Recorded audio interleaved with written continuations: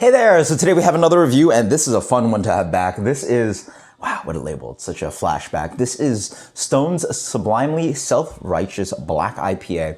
Beer originally brewed for their 11th anniversary in 2007, became popular enough to become one of their core beers.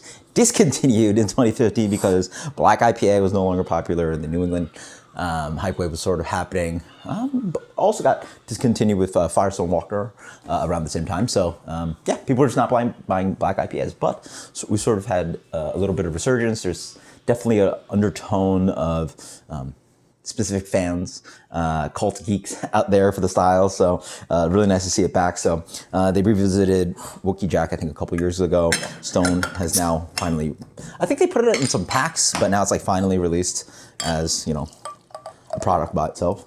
Black IPA, yeah. This was bottled 5 weeks ago. Let's see.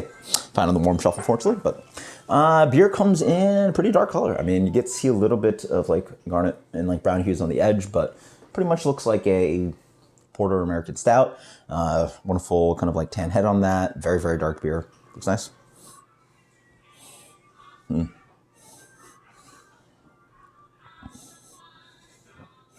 So I get this like kind of light cocoa note. It almost reminds me of Schwarzbier.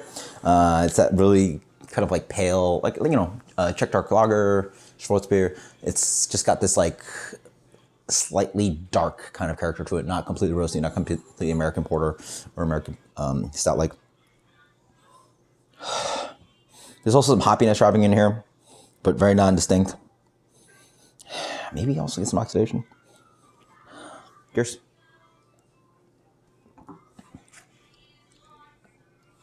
Yeah, nice. So black IPA tastes like, wow.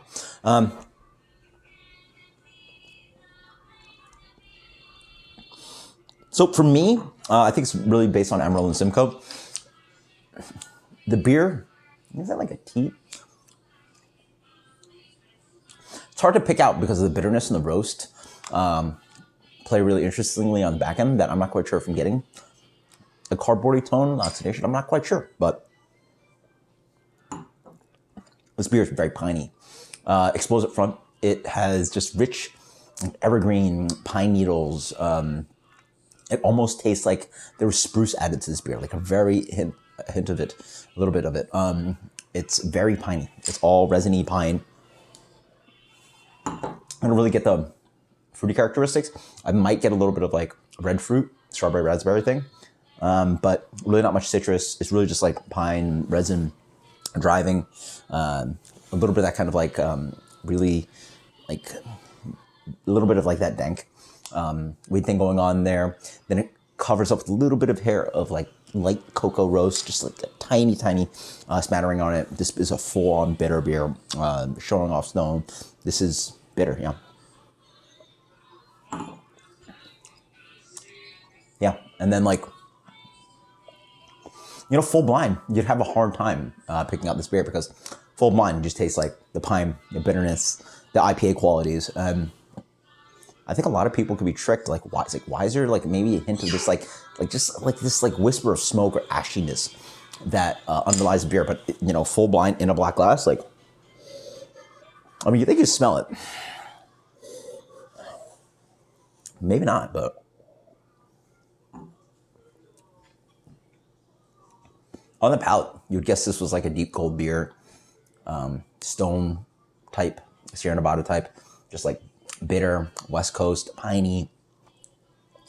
Without thinking about it, you really don't get the black part of the IPA. I think that's what the magical thing about this beer is that, or the style, is that you don't really have to think of it as such a dark beer, but it tricks you into it.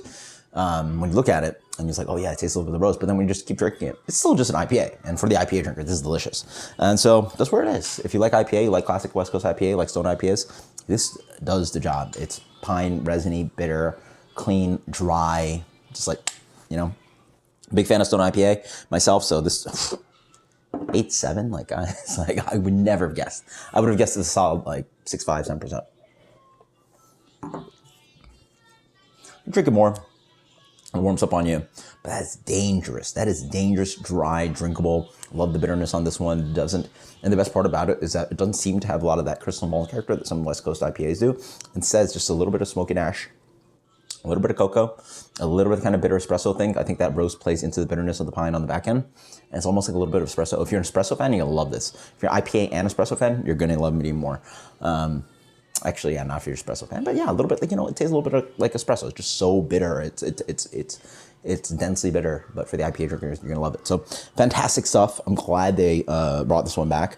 I still don't think there's a market out there that would consistently buy that much of volume of this beer that's really gonna be popular style, but maybe nice to see as a seasonal. I mean, it definitely makes sense to me. So fun style, glad it's back. Hope more breweries do it. I doubt many breweries can execute at this level, but fun style. And for me, having tried a few, this one really is so lean. Again, it really is an IPA. I find some of them really do hint a little bit more towards like American style, a little bit more like, it's just a really, really, really, really hoppy American style. This is really just an American IPA that somehow has a little bit of black color to it. So fun stuff. I'm giving this one a solid 93.